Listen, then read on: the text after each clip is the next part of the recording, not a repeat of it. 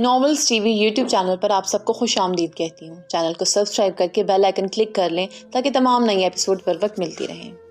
آج میں ناول سزائے عشق کی قسط نمبر 3 لے کے آئی ہوں۔ محبت ایک فریب ہے جو ایک انسان اپنے جیسے انسان سے اپنا دل بہلانے کے لیے اسے انعام میں دیتا ہے۔ وہ اٹھا اور تھکے ہارے قدم لیے اپنی گاڑی کی طرف بڑھا اور گاڑی سے پشت لگائے لبوں تلے سگار دبائی۔ گہری رات میں آسمان پر موجود چاند اور تاروں کو دیکھا۔ کچھ دیر بعد اس نے اپنی گاڑی میں ڈرائیونگ سیٹ سنبھالی۔ کون جانے کہ اس کی منزل کیا تھی۔ وہ زن سے گاڑی بھگا لے گیا۔ وہ پیروں تک آتی بلو میکسی پہنے، بالوں کو ایک ادا سے کھولے، ہونٹوں پر بلڈ ریڈ لپسٹک لگائے کہیں جانے کو مکمل تیار لگتی تھی۔ اشنال آپی، کہاں جا رہی ہیں آپ؟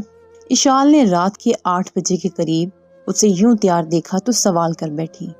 کلب جا رہی ہوں، تم چلو گی؟ اشنال پیار سے بولی۔ آپی، اتنی رات کو؟ وہ حیران کن لہجے میں بولی۔ تو کلب رات کو ہی جاتے ہیں نا؟ وہ لاپرواہی سے بولی۔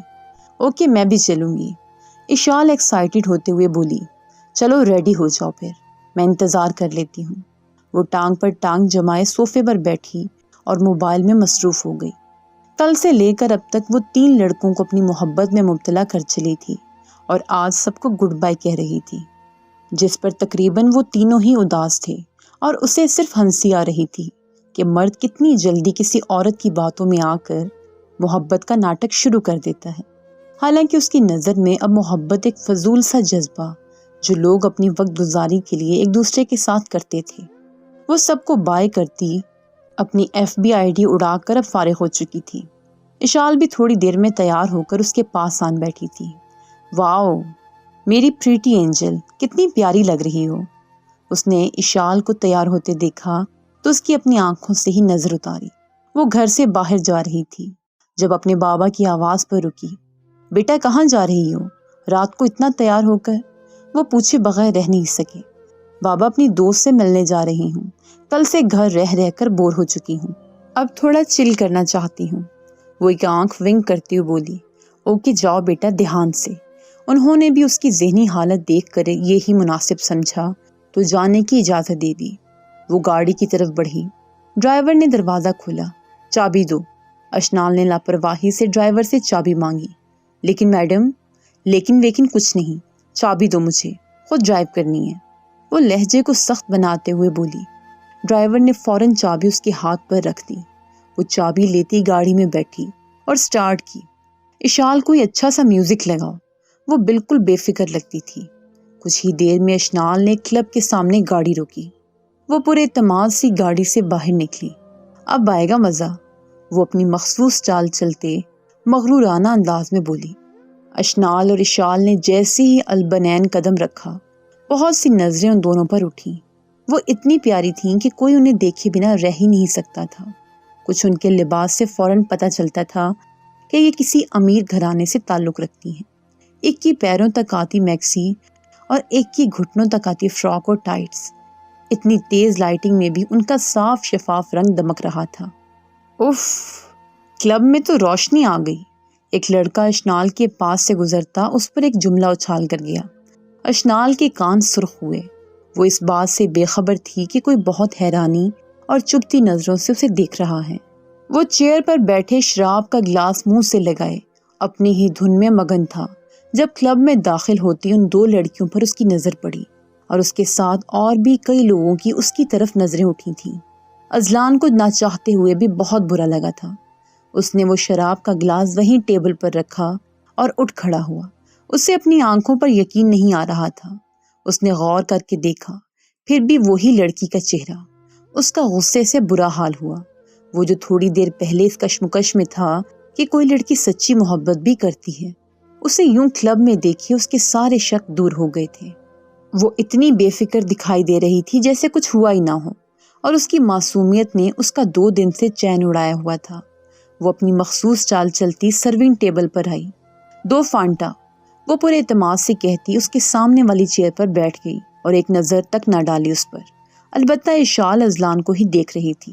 اذلان نے اسے اپنے اتنا قریب دیکھ کر بالآخر یقین کر ہی لیا کہ یہ وہی ہے، اور اس دن جو بھی تھا صرف ڈرامہ تھا۔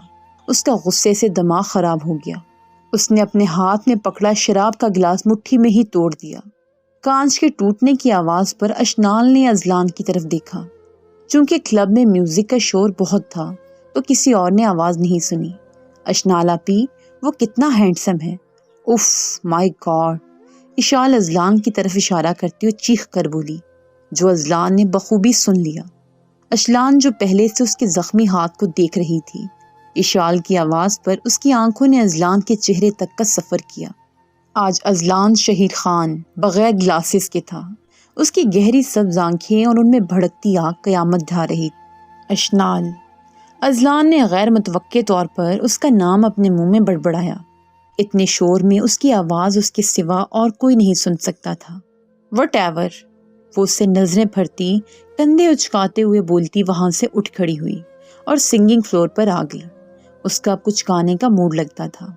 اشال اور باقی لوگوں نے چیخوں سے اس کا استقبال کیا۔ وہ اتنی حسین لگ رہی تھی کہ لوگ بار بار نظریں پھیر پھیر کر اس کو دیکھ رہے تھے۔ کسی نے صحیح ہی کہا ہے، عورت کا جب دل ٹوٹتا ہے اور جب وہ بکھر کر خود کو سمیٹتی ہے تو اس جیسا حسین پوری کائنات میں نہیں موجود ہوتا۔ اس کی مسرور کن آواز اذلان کے کانوں میں گونجی۔ اس نے حیرت سے نہ چاہتے ہوئے بھی اس کی طرف نظر پھیری، اپنا زخمی ہاتھ ٹیبل پر زور سے مارا۔ اشال جو اس کے گانے میں مگن تھی، اذلان کی طرف مڑی۔ تم بہت حسین ہو مسٹر ہینڈسم، وہ اس کی طرف دیکھتے ہوئے شرارت بھرے لہجے میں بولی، اور تم اور تمہاری بہن بہت بے شرم ہو۔ وہ اس پر اور سامنے کھڑی گانا گاتی لڑکی پر تیکھی نظریں ڈالتے ہوئے بولا۔ اشال ایک دم لاجواب ہوئی۔ ہم کوئی بے شرم نہیں ہیں، میں صرف اپنی بہن کو اس کی زندگی لوٹا رہی ہوں، سمجھے آپ؟ فضول میں بولنے لگ جاتے ہیں بغیر کچھ جانے سمجھے۔ اس کی آواز میں سب جھوم رہے تھے اور وہ کسی اور ہی ٹرانس میں گاتی جا رہی تھی۔ گانا ختم ہوا، وہ سٹیج سے نیچے اتری جب ایک لڑکے نے اس کے کندھے پر ہاتھ رکھا۔ Hi beautiful, will you be my dance partner? مغرورانہ انداز میں پوچھا۔ اس نے کندھے کو زور سے جھٹکا اور اس کی طرف مڑی، ایک زوردار تھپڑ اس کے منہ پر دے مارا۔ آئندہ کسی لڑکی کو اس کی اجازت کے بغیر چھونے سے پہلے میرا یہ تھپڑ یاد کر لینا، وہ غصے سے کہتی اس کی طرف سے رخ پھیر گئی۔ اذلان یہ سب منظر دیکھتے تنزیہ ہنسا۔ آفت، بے اختیار ہی بیٹھے بیٹھے اس نے ایک نام سے نوازا تھا اسے۔ تمہاری ہمت کیسے ہوئی؟ وہ لڑکا اس کی طرف بڑھا اور زور سے دھاڑا۔ ابھی اس کی بات منہ میں ہی تھی کہ اشنال نے ایک اور کھینچ کے اس کے منہ پر تھپڑ دے مارا۔ ایسے ہوئی میری ہمت، وہ ایک ایک لفظ چبا کر کے ادا کرتی۔ اس کے دوستوں میں اس کم عمر لڑکے کو اس کی اوقات یاد دلا گیا۔ اذلان نام میں سر ہلاتے پھر مسکرایا۔ اشنال ابھی گانا گا کر آئی تھی تو فی الوقت میوزک سلو تھا، سب ان کی باتیں اور لڑائی بخوبی سن سکتے تھے۔ اذلان نے شاید پی رکھی تھی، تبھی اس کی حرکات دیکھ کر مسکرا رہا تھا، اور اشال کبھی اذلان تو کبھی اشنال کو دیکھتی۔ تم نے پھر مجھ پر ہاتھ اٹھایا؟ وہ غصے سے سرخ ہوتا چیخا۔ چٹاخ کی آواز ایک بار پھر گونجی۔ لو، پھر سے میں نے تم پر ہاتھ اٹھا دیا، کیا کر لو گے بولو؟ وہ سرخ آنکھیں لیے اس کا کالر پکڑتی چیخی۔ لڑکی ہوں تو کمزور مت سمجھو، آئی سمجھ؟ مجھے چھونے سے پہلے اپنے منہ کی خیریت منا لینا، 3 تھپڑوں سے ہی سرخ پڑ گیا ہے۔ اس جسم کے لیے میں نے اپنی محبت پر فاتحہ پڑھی ہے، تو کیا کوئی بھی ایرا غیرہ اسے چھو لے گا؟ تم جیسے لڑکے لڑکیوں کے تھپڑوں کے لائق ہی ہو۔ وہ غصے سے پورے کلب میں چیخی۔ کلب میں سناٹا سا چھا گیا۔ وہ اسے کالر سے چھٹکتی اشال کو آنے کا اشارہ کرتے ہوئے وہاں سے چلی گئی، اور سب حیرت اور پھٹی پھٹی سی آنکھیں لیے اسے تکتے رہ گئے۔ اف، امپریسو، اذلان بے یقینی طور پر منہ میں بڑبڑایا۔ وہ اتنے پینے کے بعد بھی اپنے قدموں پر چل کر گھر پہنچا تھا، جس سے یہ صاف ظاہر تھا کہ اس نے پہلی بار نہیں پی، وہ اس چیز کا پہلے بھی عادی ہے۔ جب حورین کو ہوش آئی اس نے خود کو کسی کے حصار میں پایا۔ جب اس نے سر اٹھا کر دیکھا تو شرم سے آنکھیں جھکا لی۔ اتنا خون بہہ گیا ہے، میں تو افورڈ کر سکتا ہوں، پر تم تو پہلے ہی جان نہیں دکھتی۔ چلو بینڈیج کرواؤ، آؤ۔ وہ اٹھ کر اس کی طرف ہاتھ بڑھاتے ہوئے بولا، میں خود چل لوں گی۔ وہ زمین گھورتی آہستہ سے بولی، تم میری ذمہ داری ہو، میں صرف اپنے ماں باپ اور اپنی ذمہ داری ہوں، آپ جائیں یہاں سے۔ وہ ادھر ادھر دیکھتے دھیرے سے گویا ہوئی۔ آہ، میرا ہاتھ! اس کی آواز پر حرین نے فوراً بھیگی پلکیں اٹھا کر اوپر دیکھا۔ مجھے درد ہو رہا ہے، وہ معصوم سی شکل بنائے بولا۔ تم اگر مجھے ڈسپینسری نہیں لے کر جاؤ گی تو مجھے یوں ہی درد ہوتا رہے گا۔ وہ اس کی طرف امید سے دیکھتے ہوئے بولا، اچھا ٹھیک ہے چلیں۔ وہ حرم کا ہاتھ دیکھتے ہوئے بس یہی بول پائی۔ وہ جلدی سے اٹھی پر اس کا سر چکرایا اور قدم لڑکھڑا گئے۔ حرم نے فوراً سے کمر سے پکڑ لیا۔ تم ٹھیک ہو؟ وہ پریشان سا بولا۔ ہاں ٹھیک ہوں، آپ ٹھیک ہیں؟ وہ پہلی بار اس کے اتنے قریب کھڑے اس کی آنکھوں میں دیکھتے ہوئے بولی تھی۔ دل حلق میں آ رہا تھا۔ حرین میرے ساتھ ہے تو حرم چاہے موت کی آخری سانس بھی لے رہا ہو تب بھی بالکل ٹھیک ہے۔ وہ مسکراتے ہوئے اس کی نم آنکھوں میں دیکھتا بولا۔ حرین کے دل نے ایک بیٹ مس کی۔ وہ اس کا ہاتھ پکڑتے اپنے ساتھ لے کر چل پڑا۔ مرہا بس ان کو دیکھتی ہی رہ گئی۔ حرم کی نظریں صرف حرین پر تھیں۔ وہ حرین کو اپنے ساتھ دیکھتے ہوئے مرہا کے سامنے سے گزر گیا۔ مرہا کی آنکھوں سے آنسو ٹوٹ کر گرے۔ وہ دیوار کا سہارا لیتے وہیں کھڑی ہو گئی۔ تمہیں دیوار کی ضرورت نہیں ہے، میں ہمیشہ تمہیں سہارا دینے کے لیے موجود ہوں۔ وہ گر رہی تھی جب اذہان کی آواز اس کے کانوں میں گونجی۔ وہ اذہان کی طرف نم آنکھوں سے دیکھتی صرف نام میں سر ہلا کر رہ گئی۔ یار حرم، اب ہمارے لیے تو فرصت ہی نہیں رہی تمہارے پاس۔ اذہان حرم کے سر پر چت لگاتے ہوئے بولا۔ السلام علیکم بھابھی، کیسی ہیں؟ اذہان کی نظر جب حرین پر پڑی تو بے ساختہ ہی اس کے منہ سے نکلا۔ حرم اسے آنکھیں دکھاتا رہ گیا۔ یہ مجھے بلا رہے ہیں کیا؟ میں ان کو جواب دوں یا نہیں؟ حرین حرم کے کان کے نزدیک جھکتی سرگوشی نما آواز میں بولتے حرم کی دل کی دھڑکنیں بے ترتیب کر گئی۔ ہاں یہ تمہیں ہی بلا رہے ہیں، جواب دو ان کو۔ حرم نے جب اذہان کے بارے میں اتنی عزت سے بات کی تو اذہان نے اپنے دونوں کانوں پر 2 تھپڑ لگائے۔ یار یہ تو بول رہا ہے، مجھے لگ رہا ہے میرے کان خراب ہو گئے ہیں، وہ بے یقینی سے حرم کو دیکھتے ہوئے بولا۔ جہاں حرم نے دانت چبائے وہیں حرین ہلکا سا مسکرائی۔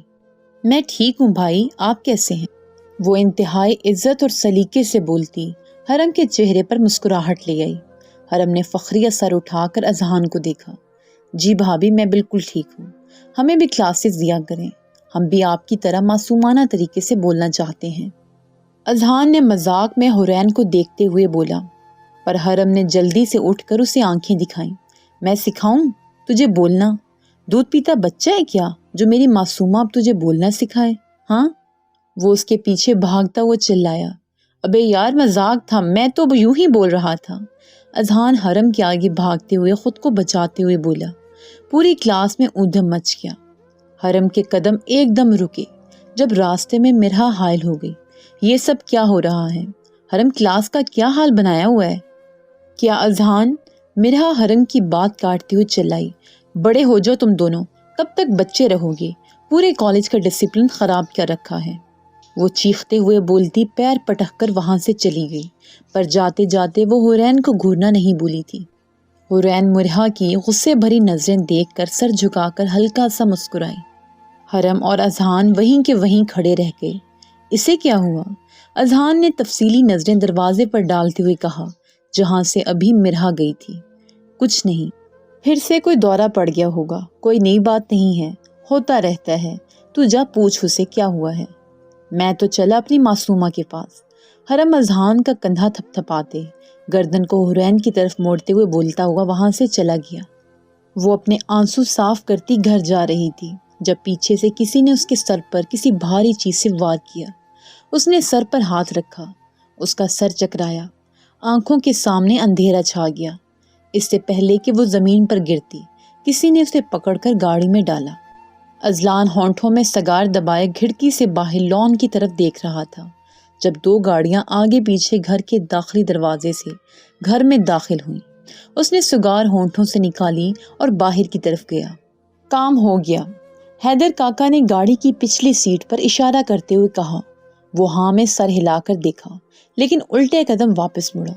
تم نے اسے چھوا تو نہیں؟ یہ کیسا سوال ہے؟ جب بے ہوش کر کے لایا ہوں تو چھوا تو ہوگا نا۔ ایسے کیسے بے ہوشی کی حالت میں وہ خودگار میں چل کر بیٹھے گی؟ وہ غصے کے عالم میں بولے، تمہیں اسے نہیں چھونا چاہیے تھا۔ خیر، اب اسے اس کے مقام تک میں خود اپنے ہاتھوں سے پہنچاؤں گا۔ وہ حیدر کاکا پر غصے بھری نگاہ ڈالتے ہوئے گاڑی کی طرف گیا۔ حیدر کاکا نے سر ہاتھوں میں گرا لیا۔ اس نے گاڑی سے اسے نکالا اور اپنی باہوں میں اٹھا تھا گھر کے اندر داخل ہوا۔ اس کی آنکھوں کے سامنے بے ساختہ ہی پہلے والا منظر ابھرا جب اس نے اسے یوں ہی اٹھا کر گاڑی میں لٹایا تھا اور ہسپتال پہنچایا تھا۔ وہ سر جھٹک کر اسے ایک اندھیرے کمرے میں پھینکنے کے انداز میں بٹھاتا باہر کو بڑھا۔ اشنال بے ہوشی کی حالت میں بھی کراہ کر رہ گئی۔ دروازہ باہر سے لاک کیا اور لان میں آیا۔ آگے کا کیا پلان ہے؟ حیدر کاکا نے اسے دیکھتے فوراً سوال کیا۔ آج رات 9 بجے میرے گھر میں مولوی حاضر ہو، وہ لاپرواہ سے انداز میں کہتا آسمان میں ڈوبتے سورج کو تکنے لگ گیا۔ لیکن دوسری جانب حیدر کاکا کی آنکھیں حیرت سے پھیلی۔ یہ کیا کہہ رہے ہو تمہارا دماغ تو ٹھیک ہے نا؟ ہاں میرا دماغ بالکل ٹھیک ہے۔ اسے سزا دینے کے لیے نکاح ضروری ہے، ایسے میں اسے چھو نہیں سکتا۔ اس کی زندگی برباد کرنے کے لیے میں اپنی آخرت تباہ نہیں کر سکتا۔ اذلان غصے سے سرخ چہرہ لیے بولا، جو روشنی میں کافی دمک رہا تھا۔ ایسا بھی کیا ہے اس لڑکی میں جو اتنی زبردستی پر اتر آئے ہو؟ حیدر کاکا بے یقینی سے اسے تکتے ہوئے بولے، آپ کی سوچ سے کہیں زیادہ آگے کا سوچتا ہوں میں۔ صرف محبت ہی سب کچھ نہیں ہوتی، کچھ چیزیں محبت سے آگے بھی ہوتی ہیں جو ہمیں کرنی پڑتی ہیں نہ چاہ کر بھی۔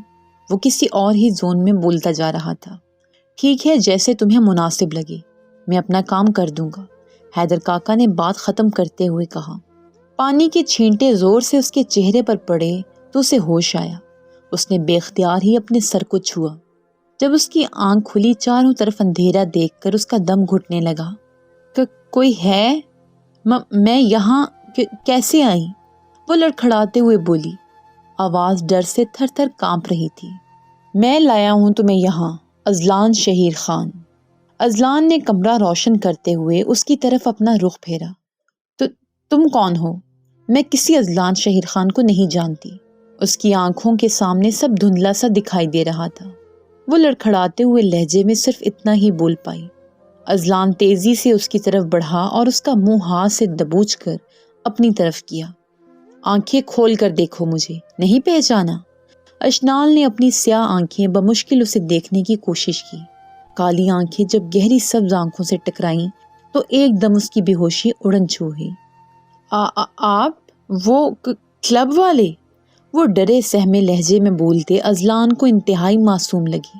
اس نے جلدی سے اپنی پلکیں جھپکائیں۔ تمہیں تو صرف یہی یاد ہوگا، میں تو پتہ نہیں تمہیں کب سے جانتا ہوں۔ وہ اٹھتا اس کی طرف اپنی پشت کرتا ہلکا سا بڑبڑایا، کب سے جانتے ہیں آپ مجھے؟ اشنال کا حلق اس کی باتیں سنتے خشک ہوتا جا رہا تھا۔ جب سے تمہیں محبت میں دھوکہ ملا اس دن سے جانتا ہوں میں تمہیں، تمہاری ہر حرکت سے واقف ہوں۔ اس دن کے بعد جو بھی کرتی رہی ہو تم۔ وہ تیش کے عالم میں دھاڑا۔ اشنال کا دل اچھل پڑا۔ لیکن کیوں اور کیسے؟ وہ اپنے سر پر ہاتھ رکھتے روتے ہوئے بولی، ان سب سوالوں کے جواب دینا میں ضروری نہیں سمجھتا۔ مجھے یہاں کیوں لائے ہیں؟ وہ بھی ضدی تھی، سوالوں سے باز کہاں آنے والی تھی۔ کیونکہ مجھے تم سے نکاح کرنا ہے، اس لیے تمہیں گھر سے اٹھا کر لایا ہوں۔ اشنال کی آنکھیں حیرت سے پھیل گئیں۔ کیا مطلب ہے آپ کا؟ میں آپ سے ہرگز نکاح نہیں کرنے والی، وہ حیرت کے ملے جلے تاثرات میں بولی۔ پیار سے مان جاؤ، ورنہ مجھے دوسرے طریقے بھی آتے ہیں اپنی بات منوانے کے۔ نہیں مانوں گی تو کیا کر لیں گے؟ وہ چیختے ہوئے اذلان کے تن من میں آگ لگا گئی۔ اذلان اس کی طرف بڑھا اور زور سے اس کے بالوں کو اپنی مٹھی میں دبوچا۔ اب بھی نہ ہے کیا تمہاری طرف سے؟ ہاں، میں ہرگز نکاح نہیں کرنے والی، وہ روتے بلکتے ہوئے بولنے لگی۔ اذلان نے اپنا موبائل نکالا اور ایک ویڈیو اس کی آنکھوں کے سامنے کی۔ وہ اس کے بابا کا آفس تھا، جو کام کرنے میں انتہائی مصروف لگ رہے تھے، پر پیچھے بلڈنگ پر ایک شخص جس نے اپنے چہرے پر ماسک لگا رکھا تھا، ان پر بندوق تانے کھڑا تھا۔ اشنال کو بے ساختہ ہی اپنا دل بند ہوتا محسوس ہوا۔ تمہاری ہاں اور نہ تمہارے بابا کی جان لے بھی سکتی ہے اور بخش بھی سکتی ہے، وہ دو ٹوک انداز میں بولتا اس کے سامنے سے موبائل ہٹا کر جیب میں ڈال گیا۔ میں تیار ہوں تم سے نکاح کے لیے، وہ ایک ایک لفظ بمشکل ادا کر پائی، اور بہت آنسو اس کی آنکھ سے ٹوٹ کر زمین میں جذب ہوئے۔ پتہ نہیں کب اس کی آنکھوں کے سامنے اندھیرا چھایا اور وہ زور سے زمین پر گر گئی۔ پہلے اس پر کوئی بھی خروش نہیں آئی تھی، پر اس کا یوں گرنا اس کا سر بری طرح سے زخمی کر گیا تھا۔ فرش پر خون گرتے دیکھ کر اس نے بے ساختہ ہی اس کی جانب قدم بڑھائے۔